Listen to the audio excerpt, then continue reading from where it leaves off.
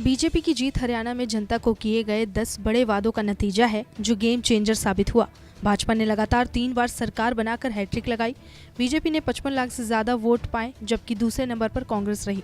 चुनाव से पहले सभी पार्टियों ने चुनावी एजेंडा जनता के बीच तो रखा, यहाँ तक कि भरोसा भी दिलाया कि वो उन्हें बेहतर तरीके से पूरा करेंगे। लेकिन शायद जनता अपने सिलेक्शन को लेकर पहले से ही श्योर थी। विपक्षी पार्टियों के हार में कई वजह दिख रही है, लेकिन भाजपा की जीत में 10 वो बड़े वादे जो जनता को परोसा गया वो अहम है।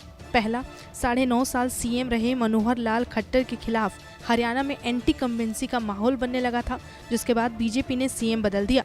नायब सिंह सैनी को चुनाव से लगभग 200 दिन पहले कमान सौंपी गई और सत्ता विरोधी लहर पर काबू पाने में सैनी सफल रहे। दूसरा, नायब सैनी की अग्निवीर नीति भी कारगर रही। हरियाणा में कांग्रेस ने अग्निवीर स्कीम को मुद्दा बनाया। सैनी ने अग्निवीरों को रोजगार देने की बात कही। ग्रामीण इलाकों में योजना कारगर रही, जिसके बाद वोटर्स बीजेपी से नहीं छिटके। तीसरा, नायब सैनी को सीएम बनाने के पीछे बीजेपी की मंशा ओबीसी वोटर्स को एकजुट करने की थी। नायब सैनी ने गैर जाट वोटरों के ध्रुवीकरण नहीं होने दिया, जिसके बल पर तीसरी बार जीत मिली है। चौथा, किसानों का मुद्दा बीजेपी समय पर संभालती रही। वहीं किसानों को लुभाने के लिए सीएम नायब सैनी ने 24 फसलों का न्यूनतम समर्थन मूल्य यानी कि एमएसपी पर खरीदने की घोषणा कर दी। ये रणनीति कारगर रही और बीजेपी को किसानों के गुस्से का सामना नहीं करना पड़ा। पांचवा, नायब सैनी को बीजेपी ने चेहरा घोषित किया। उन्होंने विपक्ष का प्रभावी ढंग से मुकाबला किया, जिससे पार्टी और वर्करों का मनोबल बढ़ा है। प्रचार को लेकर भी बीजेपी तेज रही। कांग्रेस गुटबाजी और सीएम फेस को लेकर आपस में उलझती दिखी, जिसका फायदा बीजेपी को हुआ। छठा, हरियाणा को केंद्रीय नेतृत्व ने हल्के में नहीं लिया। पीएम मोदी से लेकर केंद्रीय गृह मंत्री अमित शाह ने लगातार हरियाणा के दौरे का माहौल बनाकर रखा।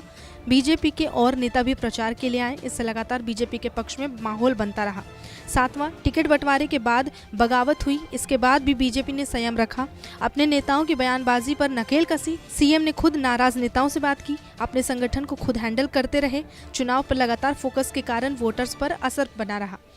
आठवां, पार्टी ने एग्जिट पोल को लगातार नकारा, कांग्रेस का घेराव किया। सीएम ने लगातार अपनी सरकार को लोगों के बीच मजबूत बताया।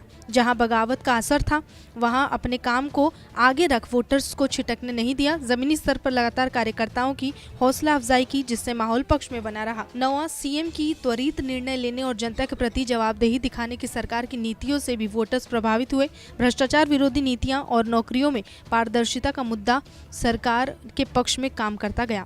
10वां और आखिरी, सैनी ने सभी प्रकार की राजनीतिक चुनौतियों का डटकर मुकाबला किया। खुद पूरे चुनाव को मैनेज किया। कहीं कोई गलत बात या बयान सामने नहीं आया। उनकी रणनीतियों के आगे न केवल छोटे दल निपट गए, बल्कि उनका वोट बैंक भी बीजेपी में शिफ्ट कराने में कामयाब रहे। सैनी की साफ छवि भी बीजेपी के लिए कारगर रही। नमस्कार, मैं हूं मानक गुप्ता।